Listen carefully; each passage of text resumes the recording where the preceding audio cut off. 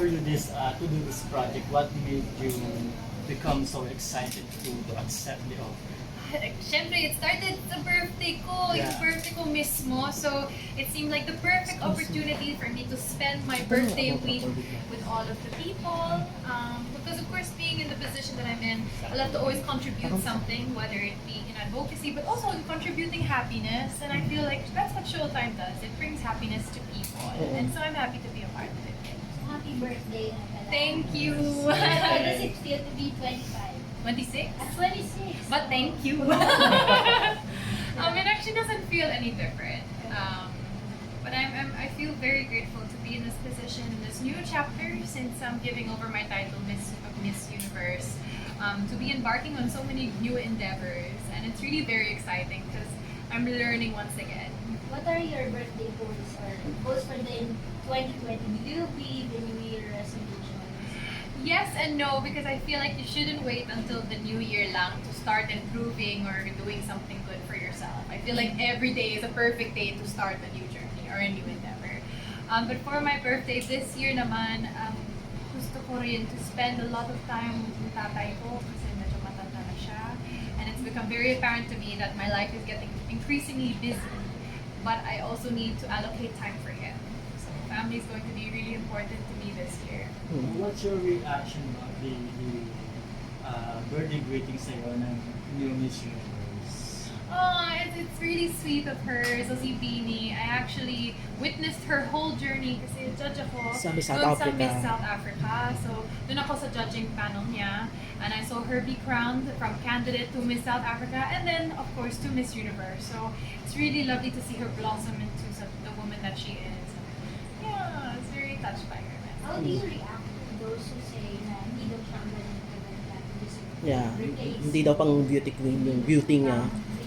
I feel like there's no stereotypical beauty that makes you a beauty queen. We are all representing something. We represent different countries, and across the world there are differences in people's conceptions of beauty or perceptions of beauty. So I think it's very unfair for someone to qualify someone based on look alone, because we as Miss Universes are so much more than a face. And I feel like she brings such a fresh voice to the organization as a Miss Universe, and also she's challenging those very people who say she's not fit for the role. She's challenging those opinions, because imagine how many young girls could look up to her and see themselves in her and say, you know what, I was never considered typically beautiful, but I can accomplish my dreams too. How about to Miss Thailand? I mean, again, fans are saying na was trying to copy lang. I don't think it's copying, because I can't say that a red dress is mine now or a side swept curl is mine. I don't copyright any of those things. And I think she performed very well. Her country is very proud of her. And I met her nung Miss Earth pa siya, Miss Earth Thailand, kasi she competed dito sa Manila. She's a very sweet girl, and I think she did very well. Curious lang ako, no? Paano nabuo yung offer? In-offer ka ng Showtime? Paano nangyari? Or you just send feelers na, I want to host, I want to spend my birthday week sa Showtime? To my knowledge naman po, ABS management actually approached my management with Cornerstone, and the discussion started there. After this cut, tuloy-tuloy na ba? Susunod na ba ang pag-arte? Sana. I actually really have my sights on putting out music po and continuing with my advocacy. As a spokesperson, I'm also putting out my first ever book. So there are multiple projects that I'm really giving my focus to this year. So I'm really excited to share them with everyone. Marami. Sabi daw nila, may mga, baka, if ever i-ano ka ng offer, sino yung mga favorite leading man muna? Gusto makatrabaho? Depende naman po, because I feel also like a newbie in acting, and I feel like whoever I can learn from the most. So baka yung actors that have been in showbiz for a very long time, who are really good at mentoring, that's the kind of leading man that I would pick. What about Samuel B? Well, he's my friend naman, so I guess it would be comfortable. Or Gerald Anderson. Pwede naman, he's also a seasoned actor. Pwede rin si Arden. Pwede rin. Lahat pwede. Pero, Hindi ako picky. marami na nag-aabang doon sa kailan ba kayo magsasama ni Pia sa isang proyekto. Oo nga. Sana po. Sana Pero may in the near mga- future. may mga talks na ba na may mga offer na ba na pagsasamahin kayo sa isang proyekto? Oh, it would be great. I mean, she's a fellow Miss Universe, a fellow representative of the Philippines, and she's a wonderful, talented young lady. So I would love to work with her. You have upcoming album on the works. We're still getting the pieces in place muna po. And then we're going to work with different individuals to figure out my genre and then start from there. So it's really building blocks. So let's talk about Mini-Miss. You had experience joining a little pageant when you were young. What are your fun memories of it, and what is your advice to the new contestants? Actually, I was 5 years old when I joined Little Miss Philippines from Australia, actually. And it was my mom who put me in it, not actually my interest in beauty pageants, because wala akong interest that time. But I remember I was very afraid of being on stage, because I was always shy as a child. But I remember yung talent number ko, I was dancing to Stop Right Now by the Spice Girls, and I really had fun talaga. So that's my advice, just to have fun, because I'm actually very impressed sa mga bata na sobrang taas yung confidence nila in being able to be on stage in front of all those people and to speak and to talk and to walk. So I'm very impressed naman. Miss Kat, tinatanong nila, what if mag-extend ka sa Showtime after a week parang ikaw na maging permanent? Open ka sa idea mo? Open naman ako po, but the only problem that I foresee is scheduling. Because of course I have a calendar in mind with my management because I want to pursue things like music. And of course I don't want to be logging absent sa Showtime, diba? So we're just going to see how it all plays out naman po. But of course open naman. I've always been, well, this whole week, for the last 3 days, I've really enjoyed my time here and I'm learning so much. Anong reaction mo? I have a question about you. Sorry. Ito na lang, are you open on dating with someone? I'm sorry po. Bawal din.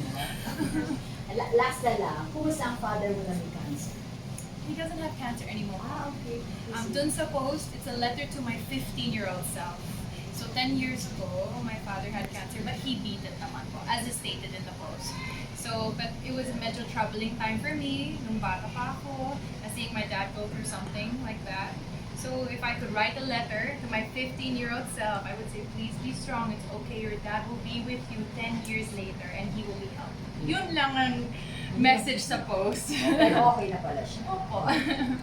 Kat, how was your rapport with Vice dito sa Mini-Miss You?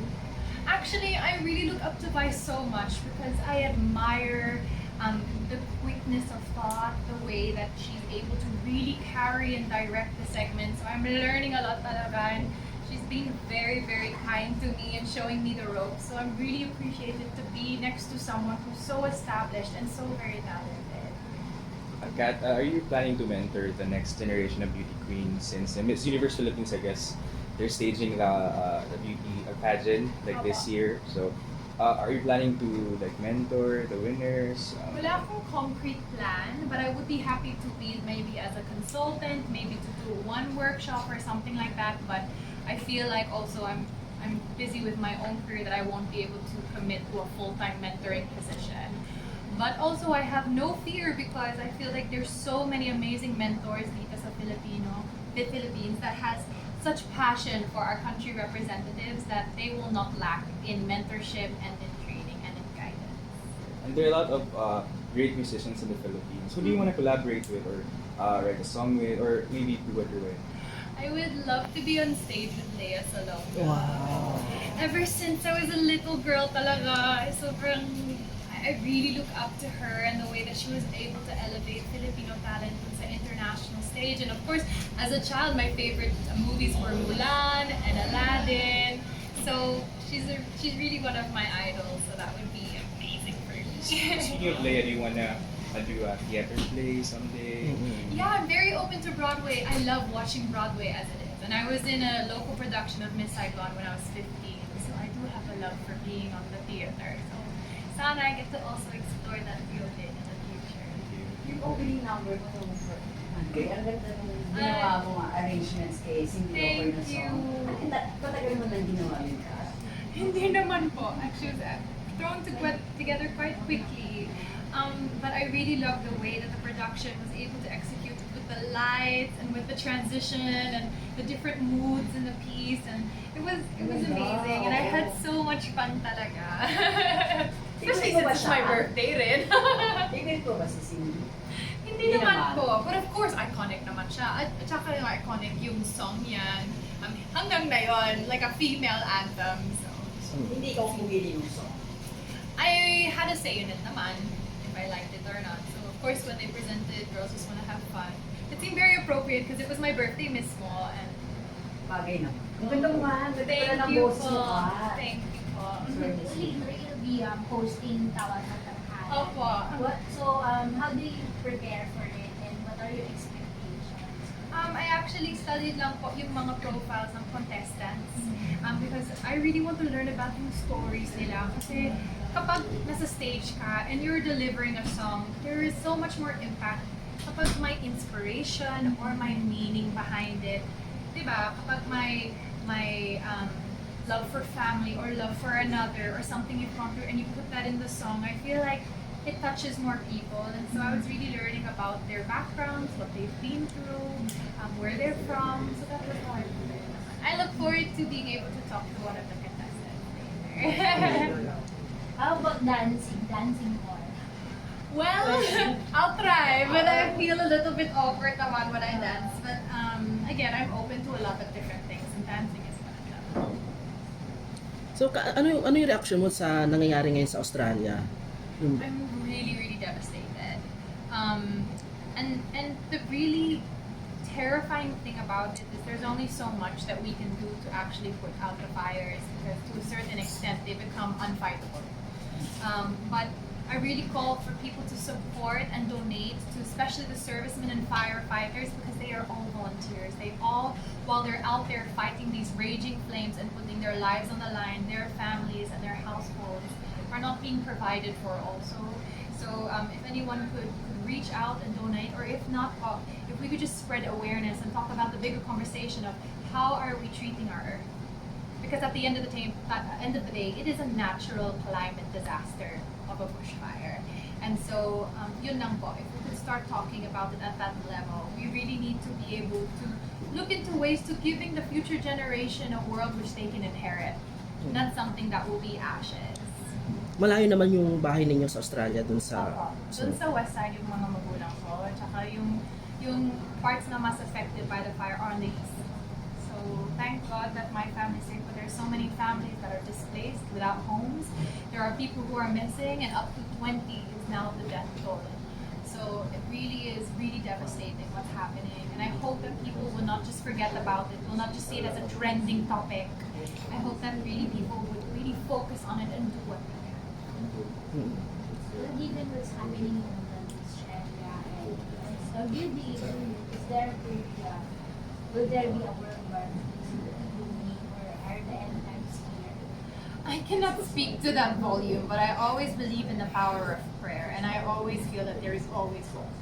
It's not too late for us to take constructive actions in repairing our broken world.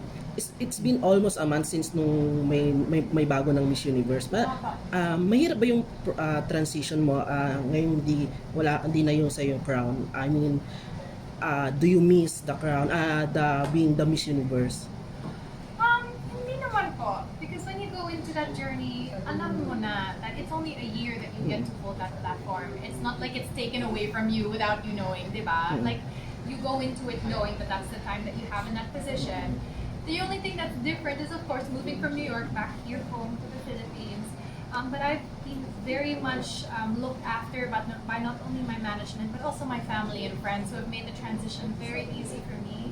And I'm actually very, very excited for this new year and this new chapter. Yeah, you recently did a fundraising for your birthday. Can you tell us about it? Yes, my fundraising is actually still ongoing. For my birthday, I wanted to do something so I could tell all of my friends and anyone else who wanted to lend a hand, please don't buy me gifts, but if you could donate to this charity na lang. So throughout the year as a reigning Miss Universe, I worked with Smile Train, not only in the US, but in Brazil, Mexico, and also here in the Philippines. And I saw that the work that they did is a very sustainable model, and it really changes the lives of children born with cleft. So So my birthday fundraiser is supporting Smile Train Philippines. And if you would like to also support, it's at GoGetFunding/Catriona Gives a Smile. Any amount will be of help. It takes up to, I'm trying to raise 500,000 pesos, which equates to 40 surgeries, life-changing surgeries for Filipino children. So please help me give Filipino children a smile for 2020. Magkano kalakas? Ay, sorry, sir. Magkano na yung nare-raise mo na fan? I think we're up to 60,000 a month. Yeah, so it's still ongoing. So if anyone could give, I'd be very grateful. Well, I'm also known for your makeup. So what are your beauty tips for 2020? Any trends for 2020 you're looking for? I'm really not playing around with my makeup actually, with different colors and different accents. So I really just want to have fun this year and not just stick to one look, because syempre as a beauty queen there's kind of this, you're usually in glam makeup, but now I feel like I have the freedom to either be super fresh or a little bit colorful or super glam, mid glam. So I just want to play with the spectrum of looks and have fun. What trend are you into now? I always like colored eyeshadow or yung super blushy cheeks. How about the blue one, the classic blue, the color of the year? How would you play that? Baka sa eyes na lang, and either an eyeliner or a colored cat eye or maybe a shadow. Like, what's one makeup you can't leave the house without? Either cheek tint or kilay. Pang kilay lang, kasi kilay is life talaga. Kahit last na lang, ano ang top 3 goals mo for 2020? One po, to spend time with my dad as much as I can. Two naman po, to never be afraid to pursue a new endeavor. Because I feel like I've done it before with achieving Miss Universe. I don't want to be fearful again in taking on something new. I hope that I'll always be courageous. And 3, sana lagi akong thankful to everyone who's ever helped me along or is continuing to guide me and mentor me. Because it's really those people naman that allow people like me to be able to do what I do. It's not done alone. It's never something achieved by one person. It's really a whole village that allows people like me to do the job that I do. So I want to remain thankful to all of us. How was your experience doing hosting the Device in I actually really enjoy it. Not only are the kids super cute and napaka-talented rin, there's the ukulele players and acting and dancing, but also quite well spoken for their age. Parang walang stage fright, so I'm really amazed because I remember when I was that age, I was very nervous, very timid, but these little girls are so extroverted and confident, so it's really wonderful to see. And of course, the Ate Vice, I'm really looking to her as a mentor to try and learn as much as I can because I really do admire her so much. Ang dami mo nga dun sa first day mo, no? Naging honest ka na, shit ka rin before nung bata ka. Parang I mean, if you really ask anyone, nung bata pa kayo, meron ng isang time. It's true. Even if it's not literal or maybe a small thought of should I, everyone goes through it and you need to because you need to understand the consequences. Maybe you need to be taught like that's not right because that lesson sticks once you've gone through it. Diba? Just like all lessons in life. tuloy-tuloy na ba yung showbiz career mo? I mean, movies, teleseries, if given a chance here in ABS. I'm very open naman to the opportunities, but yung love ko talaga is for music. So I'm also writing my first book with ABS-CBN Publishing. So I'm also very excited for that to come out. So those are my main goals. Walang love life, Kat. Yeah, love month na next month. Valentine na next month. Ay, okay lang. Valentine's Day lang naman. Sanay kung walang relasyon pag I Valentine's mean, Day. if it's the right time naman, it's the right time. But at the moment, I'm really excited about my new projects. And I'm surrounded by so many good people and by my friends and family. So I'm not gonna be alone. And I don't feel like I'm missing out at all. Kumusta natin sa Milby? Everyone keeps questions. Nag-reach out na rin ba siya sa'yo to be more friend and kayo ni Sam? Wala ka naman. Like Pero an doon na lang artist last inspired, Sige, Goldie. an artist was inspired to write a song para sa'yo. How do you feel about It that? was very, very flattering actually. It was trending so much. Hanggang ngayon May crazy. yata. May dance Gusto the ka. video. Sa end Tapos ng video my nandun dance ka. Crazy. trend, Yes. and I was like, it's really, really cool. Na so many people are getting so much joy and fun from doing the dance and the song, and also the message and lyrics of the song was very respectful and very flattering. So it's really, really cool talaga. Have you met the artist? Hindi pa po. But if you have a message to the artist, what would you like to do? Thank you also for elevating OPM, because I know that he's a young rising OPM artist. So it's really wonderful to see that he not only is getting so much admiration for his music, but also bringing light to Filipino music at the same time. Last question from us. Kat, what advice would you give parents of Mini Miss You contestants? Kasi I remember you paying tribute to your parents when you won. Yes, your parents are such a big part in an aspiration like this. And advice I would give to parents is really allow your child to enjoy the experience. Because minsan, as a parent, of course, you're very